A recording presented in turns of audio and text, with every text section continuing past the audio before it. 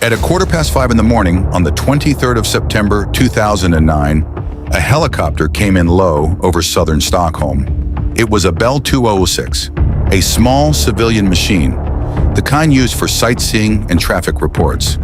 It had been stolen from a hangar north of the city the night before. It crossed the suburb of Västberga, slowed, and settled onto the flat gravel roof of a cash depot holding tens of millions in banknotes. 3 men climbed out. They were not soldiers.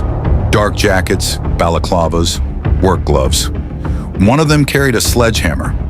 The building below them held the bulk of the cash reserves for a large part of Sweden, and its roof was protected by reinforced glass. The man with the hammer raised it over his head and brought it down. It took more than one swing. The pane cracked, held, then gave, and a hole opened into a brightly lit room 40 feet below. They fed 2 ladders down through the hole and climbed in. Inside, 21 people were working the night shift. They looked up and saw masked men descending from the ceiling, and they ran. Every one of them made it into a secure vault and locked it from the inside. Nobody was hurt. Nobody was touched. The crew weren't interested in the staff. They were interested in the doors. They placed small explosive charges on the security doors, backed away, and blew them open one after another. Then they started filling bags. The alarm had already gone out. Police units raced toward Västberga and then stopped.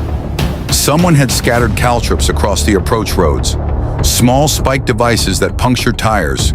Squad cars came down onto their rims, miles short of the building. The obvious answer was the police helicopter unit, but the police helicopters never took off because a bag had been left at their hangar with a warning that it contained a bomb. The unit was grounded while it was dealt with. It was a decoy. There was no bomb. It didn't need to be real. It only needed to work for 20 minutes. On the roof, bags of banknotes came up through the hole on ropes. The crew climbed out after them. The helicopter lifted off the gravel, dipped its nose, and turned away over the rooftops. 39 million kroner, around $5.7 million, was gone.